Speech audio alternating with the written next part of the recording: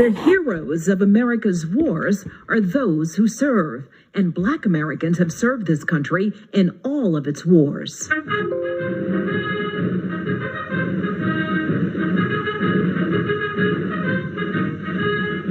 The greatest generation not complete without the many Black veterans of World War II. They served, even though back at home the enemy they couldn't defeat was racism. Okay, are you there, Uncle Jay? Okay. One of my heroes is my Uncle John Dukes, my mother's brother, one of 10. He has survived all his siblings and has a clear memory of his time serving America. I went in the service, and I think it was May of 1948. That's a long time ago. It ain't too many old veterans around my age, you know that? 93 years old? Whoa. Uncle Jake tells me he got his draft papers during World War II, but when he was to leave, the fighting ended. The war was over. But he volunteered to join the Army because, as he tells it, it was hard for a Black man to earn a decent living during the 1940s. So just out of his teens, he left his mom and family in Jersey City, New Jersey, and Harlem, New York. The year was 1948, and he was all in. I took my training in Fort Dix, New Jersey. They gave us our basic training, you know, so that we would be in good shape, you know. In top shape, a young Black man in his early 20s, he left the States for a special assignment in Germany. Uncle Jake was sent to Nuremberg. This is the Gaumont British News. The trial at Nuremberg. I was in Rifle Guard platoon in Nuremberg. And at that time, we had Hitler's number 2 and 3 men in the jail, so I used to put guard duty over them, you know. Uncle Jake says Black soldiers guarded the jails where the suspects in the notorious Nuremberg war crimes were held. They were on trial, Hitler's men, for the atrocities of the murders of the Jews. An international military tribunal oversaw the trial and laid out the charges. Much of the evidence to be offered in this case will illustrate the Nazi conspirators' continued espousal and exploitation of this master race doctrine. As the world prosecuted Nazis and my uncle's unit guarded the Nazi suspects, he was always reminded America's racism was never far behind. I was in Germany, but I was in an all-Black unit, and, you know, the races with the Ku Klux Klan in the South and all that. So we had separated, like all-Black units. Guess who was one of my commanders before I came back?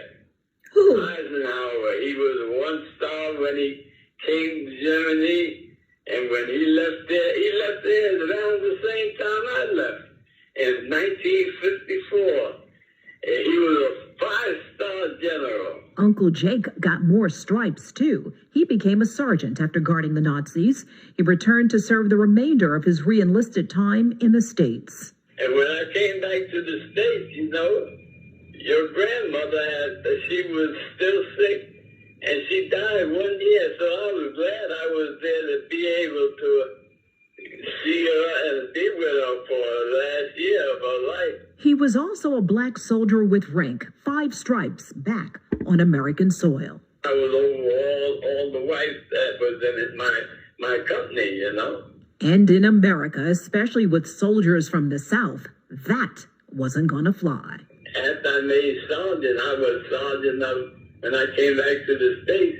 And being in the South, I was sergeant of the headquarters company, and they were all mostly white. They didn't want that, so they sent me to food service to go and fix it. So instead of guarding prisoners, he was put in charge of food services, the mess hall, he says, to satisfy the whites, who also didn't like how women found it hard to resist a Black man in uniform. They didn't like us with the, you know, being with the Fraulein, the white girls, you know.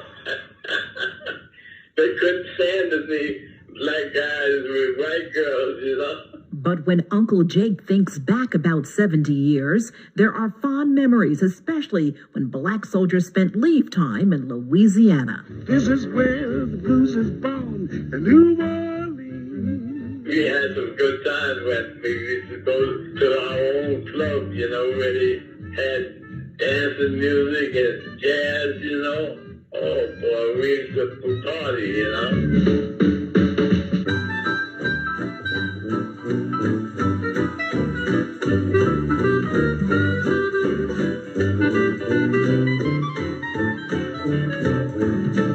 Uncle Jake knows night will come soon. Not only are all his siblings gone, his beloved wife, my Aunt Ina, and 2 of his children gone as well. He is surrounded by his surviving children. He lives with his daughter, Marcia. He is a grandfather and is adored by his many nieces and nephews. Our hero. He embodies the power of American blacks in uniform serving with honor everywhere they went in the world. We didn't take the whole lot of crap from nobody, you know. And we were tough, you know. I'm Vanessa Tyler for The Black Perspective on the Black Information Network. Thanks, Vanessa. This week we lost a legend. The Black Information Network's Mo Kelly pays tribute.